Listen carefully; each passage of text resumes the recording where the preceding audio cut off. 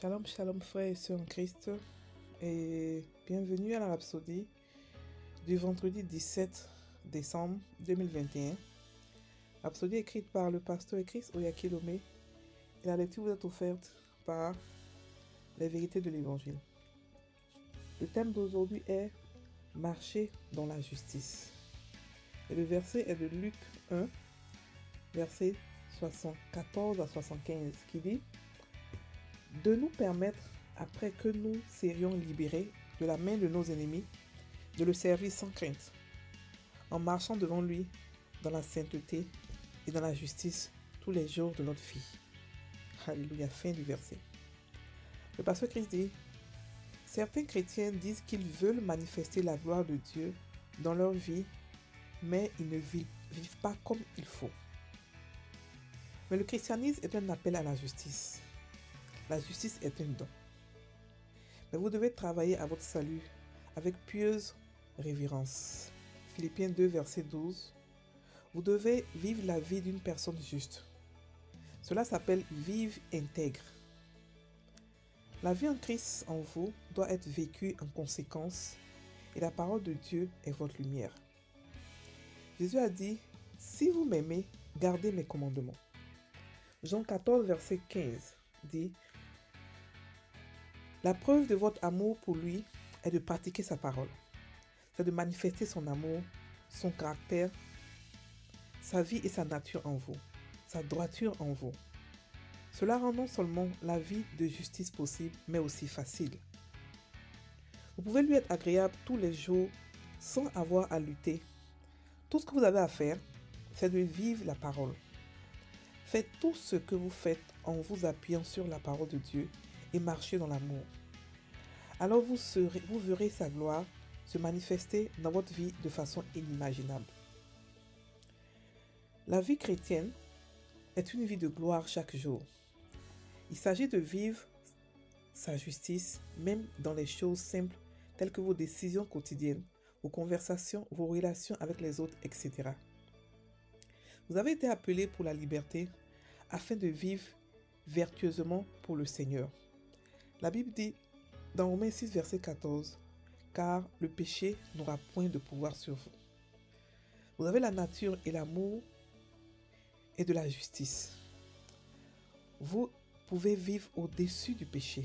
La Bible dit, Colossiens 1, verset 3, « qui nous a délivrés de la puissance des ténèbres et nous a transportés dans le royaume du Fils de son amour. » Le Seigneur Jésus vous a donné la victoire sur le péché. Ainsi, marchez dans la justice. Alléluia. Fin de la Rhapsodie. Le pasteur ici explique, il nous dit de marcher dans la justice. Alléluia. Beaucoup de chrétiens prient pour la gloire de Dieu. Ils prient: Seigneur, je veux voir ta gloire. Montre-moi ta gloire. Donne-moi ta gloire. Fais voir ta gloire. Ils prient pour la gloire de Dieu. Mais ce qu'ils ne savent pas, c'est qu'ils sont eux-mêmes la gloire de Dieu. Et la gloire de Dieu, c'est comme l'autorité. Elle grandit avec notre marche avec Christ. Elle grandit avec la parole qui est grandie en nous. Donc le pasteur ici nous explique que il nous encourage à marcher dans la justice. Il nous explique que la justice est un don. La justice est un don. Ce n'est pas quelque chose que nous avons prié pour. Ce n'est pas quelque chose que nous avons désiré. Nous l'avons eu quand nous sommes nés de nouveau. Donc nous devons travailler à notre salut. C'est quoi?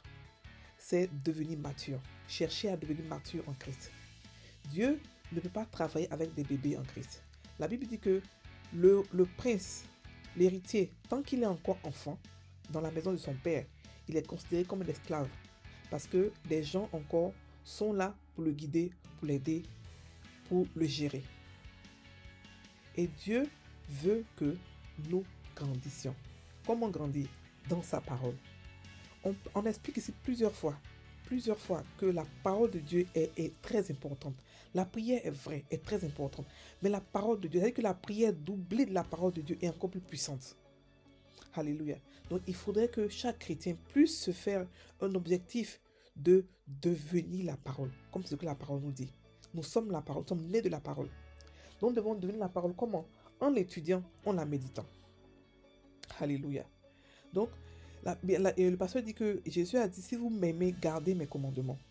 C'est-à-dire que marchez dans ma justice. Vous êtes juste, donc marchez comme des justes. Marchez, vous pouvez pratiquer l'amour, vous pouvez pratiquer la parole, vous pouvez manifester son caractère. Parce que nous avons déjà ça en nous. Lorsque nous sommes nés de nouveau, nous avons eu la mesure de tout ça. Et c'est à nous de pouvoir le faire grandir en marchant comment? Dans la justice, dans la lumière de Dieu. Écoutez, quand vous mettez la parole de Dieu, elle devient un avec vous. Et vous n'avez plus à faire d'efforts pour pouvoir accomplir les choses que vous devez faire.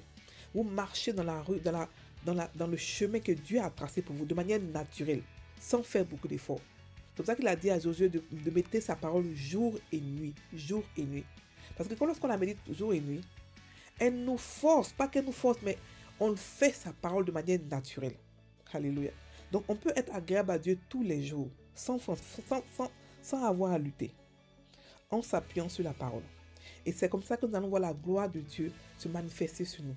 C'est pour ça qu'on ne va plus avoir les prières du genre Seigneur, montre-moi ta gloire. Non. Ça sont les prières de l'Ancien Testament. Les prières pour ceux qui n'avaient pas la nature et la vie de Dieu. Nous avons la nature divine. Nous sommes des dieux. Et nous sommes la gloire de Dieu. Nous sommes sa justice. Nous ne pouvons pas faire les prières, montre-moi ta gloire. Nous sommes sa gloire. Cette gloire-là, nous pouvons la faire grandir nous-mêmes de manière consciente. Alléluia. Et la vie chrétienne est une vie de gloire. Effectivement, tous les jours, il y a la gloire. Tous les jours. Mais comment? Par la parole de Dieu. Par la parole de Dieu. Et la parole de Dieu est tellement importante. Beaucoup de chrétiens prient pendant des heures sans avoir la parole. La parole de Dieu, c'est comme un court chemin pour avoir des choses. C'est comme un court chemin. Vous voulez avoir quelque chose, vous prenez la parole de Dieu qui est votre. Et elle peut s'utiliser de plusieurs manières. Elle peut s'utiliser comme une preuve. Elle peut s'utiliser comme, je ne sais pas, une arme. Elle peut s'utiliser comme plein de choses. De plusieurs manières. Mais la parole de Dieu, vous devez vous poser sur une promesse ou sur la parole de Dieu pour avoir ce que vous voulez, ou pour pouvoir faire, pour pouvoir même aller en combat, pour pouvoir faire tout ce que vous voulez. La parole de Dieu est très importante. Vous devez avoir la parole de Dieu, une relation intime. Alléluia. Donc, et elle va vous aider à pouvoir à pouvoir prendre vos décisions quotidiennes. Dans tout, parce que lorsqu'on devient un avec la parole de Dieu, elle habite en nous. Et c'est là que vous savez, lorsque la parole dit, si je vis, si je vis, ce n'est plus moi qui vis, mais c'est Christ qui vit en moi. Parce que même vos désirs vont s'aligner avec le désir de Dieu. Alléluia. Maintenant, nous avons la Bible, 1 Corinthiens 1, verset 13 nous dit, qui nous a délivrés de la puissance des ténèbres et nous a transportés dans le royaume de son Fils céleste. Lorsque nous sommes nés de nouveau, nous avons été délivrés. En plus, après cela, nous sommes morts au péché.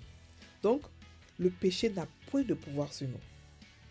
Le péché n'a point de pouvoir sur nous.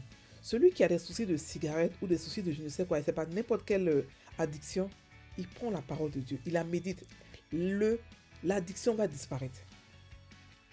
Elle va disparaître. Parce que la parole de Dieu est encore plus puissante que n'importe quel truc. On n'a pas besoin de délivrance. Il a dit ici, il nous a délivrés de la puissance des ténèbres. On a été déjà délivrés. On n'a pas besoin. Si on part là-bas, c'est que c'est de manière volontaire. Et même si on fait encore des choses, ça ne veut pas dire qu'on est encore dans les ténèbres. Ça veut dire seulement que on est encore oppressé et qu'il faut seulement la parole pour nous libérer. C'est tout.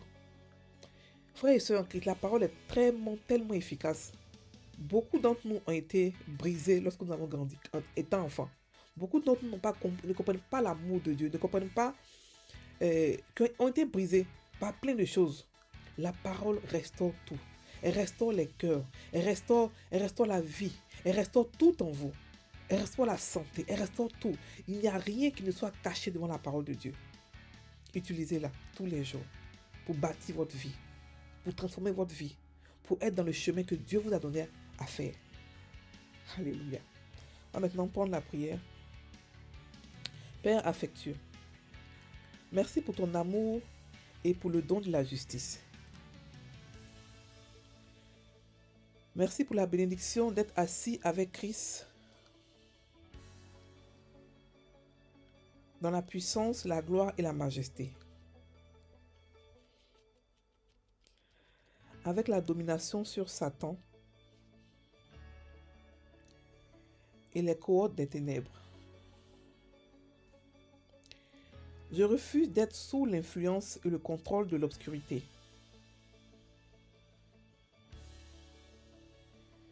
qui domine sur le monde actuel.